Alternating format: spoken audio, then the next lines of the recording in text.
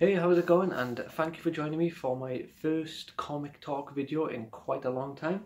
And this video I'm going to be talking about The Walking Dead, specifically the new little run they've done. They've done a new little mini-series called New World Order, and here they are by here, all 6 issues. And I gotta say, it's been a really cool little run. Also, I showed the newest issue as well, since it's a continuation of the previous one. You know, the little story is only set up in New World Order. It's not like concluded as well. I'm not gonna lie though, that isn't the main reason why I'm doing this video. I got a new Walking Dead comic recently, quite an old one, but I'm really excited about it, so I wanted to make a video for it, but I didn't want to do a video solely on that one issue. So I'm going to talk about these first. I'm not going to go into massive detail into all of them individually, purely because my memory's not that good. I can't remember like that well, like what happened completely. I will start off by saying though, I have read through them, so I have like a generalized opinion of it. And I think overall, in terms of like zombie action, there's a little bit of zombies in here. Like I'll flick to a page now, see if I can find any zombies in the first part. I don't think there was any zombies in the first part actually. Well, the first part though, it kind of sets up the New World Order, which is a new settlement called the Commonwealth, and it has, I believe it was like 50,000 people. And you know, it's crazy big. Like so far in The Walking Dead, there's never been something this of this size in The Walking Dead. So it's like absolutely mind-boggling how so many people could have banded together and no one knew about it, other than, well, obviously these 50,000 people knew, but you know, no one else. You get introduced to a few new characters. There's a guy called Lance in this comic. This geezer there. Not sure if we can see it. Yeah, there he is. So that's Lance. I'm sure he'll have some level of importance, but he seems just like a businessman, no action, all business, so I'm pretty sure he's going to get killed by a zombie because he has no defensive skills. We also get introduced to, this is a bit of a spoiler I guess if you aren't aware. Let me find her and show you. But here, so beware now, skip ahead like 10-15 seconds or just end the video if you don't want to know. But you get introduced to Michonne's daughter here, which is crazy because I'm not sure about the comics because I haven't read all 180 issues, but I know from the TV series, I don't think they mentioned her daughter, or at least the daughter being alive. So that was pretty surprising, and obviously Michonne decides to stay with her daughter, which is fair enough, you'd expect that. I'm not expecting her daughter to die, or at least anytime soon, because Michonne is like an expert zombie killer and survivor, so I'm pretty sure if push comes to shove, she can easily protect her daughter and teach her how to protect herself. We also get introduced to this new guy, this pretty badass guy by here called Mercer. He seems to have some ulterior motives, like he works for the Commonwealth as a bodyguard of sorts. And you know, you can see that he's killed a good few zombies on his own, but he doesn't like the leadership, it appears, and it feels like he's going to try and overthrow them or something. He's going to do something dodgy anyway. I'm not sure what it's going to be. Maybe he'll just join up with Rick and just abandon them, or what. Is there any other new characters like who I forgot? Well, there's a new character called Princess, which is her. But she was introduced a few issues before the New World Order, but she's still quite a new character. She's pretty interesting. She's a bit over the top, a bit silly, but I do like her as a character. She's really fun, you know? Like, especially in a zombie apocalypse, you don't get too many fun characters very often. They have football now, American football.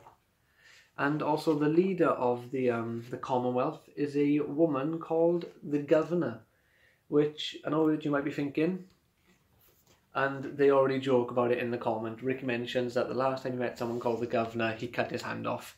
So they, like, I think it's funny how they comment on that themselves, and it's well done. I like the story. I think it's a little bit boring because there's like very little action, but I don't think it's supposed to be action oriented. I think this is a story just to build. Like, it's going to be preparing you for what's to come, and it's going to be some pretty big stuff, I think. Because as you can see, their soldiers are like repping proper like armor and shit. And there's already a bit of conflict between the two, because the Commonwealth, the way how they do their structure and their system is, if you were important before the zombies, you were important now. And that's a bit silly, really. Doesn't matter what you did before, because that was before, this is now. And obviously with Rick's settlement, I believe they're still in Alexandria. You know, if you were up here back in the day, if you can't kill a zombie, you're down here. Didn't matter what you did before, if you shit, now you shit. So I agree with Rick's system, and they've had a little bit of like, you know, don't see things the same way as a result. But in the newest issue though, there seems to be some interesting relationships forming. I won't spoil whose relationship is forming, because obviously these ones are a few months old, so I can mention these and like say the new characters without spoiling it for too many people. But some of you might not have read the newest issue as of yet. But you know, like it also expanded on the tension between Alexandria and the Commonwealth a little bit, showing the governor's lack of listening skills, really. And also we get some cool zombies in this one, so nothing wrong with that. So, you know, the fact that she does what she wants when she wants, and that can kind of get people in trouble. And yeah, but I think it's a great little run, and I can't wait to see what comes after it, to be honest. I think it'll be really interesting. I think it's, well, I think it could be one of the biggest things they do, like, or biggest things that they have done, because, you know, 50,000 people, there's a lot of potential for, like, crazy shit to happen there. They could do a massive massacre and have, like, 3 or 4 issues long where, like, 10,000 people get overrun and killed by zombies, and then Rick and the lads and the ladesses have to survive against, like, 40,000 zombies or 50 or 20, you know, some ridiculous number, and somehow overcome it. Because Negan is still around as well. Again, I haven't read, because I know Negan turns up in 100, but I've missed a lot of issues between 100 and 180. So I don't know the whole story of Negan, but I know he's not the top dog anymore. So there's potential for him to come back as a badass and a madman. And there's also potential for people to get killed, like important people, you know. With one hand, I'm not sure Rick could survive if he had to fight off, along with other people, with like 10,000 zombies, you know? He'd be fucked with only one hand. But yeah, but this is the main reason why I done this issue, and I'm really excited for it, and like I'm so happy that I finally got this issue. I got myself issue 27, which weirdly enough is the first appearance of the original Governor, which is just so cool. I also thought it was the issue that Rick gets his hand cut off, but that turns out that was issue 28, and I have that, and I've had that for a while actually. I'm not sure if I showed it when I did the my first Walking Dead key issues episode. But yeah, issue 28 is technically a key issue as well. I'll probably do another updated video of this soon, once I got some more good issues of the older ones. But you know, I'm just so happy, because when I first started collecting The Walking Dead, this issue was over £100, and you know, that was just crazy money, like for one issue anyway, and especially since I have so many issues that aren't £100 to buy, you know. But a couple of months later, and I guess the hype is starting to die down a little bit, because I can't remember the exact price I got it for, but it was less than 100. Quite a bit less, I believe, because it was quite a bit over 100 as well.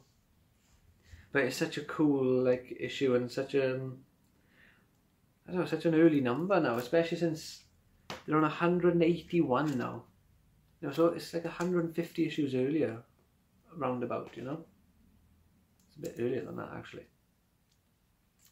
But yeah, like, if you're a big fan of The Walking Dead TV series or comics, now is a very good time to try and get some of these earlier issues, because just, I guess, the TV series currently not being up to standard that people want it to be, is dropping the value of these issues.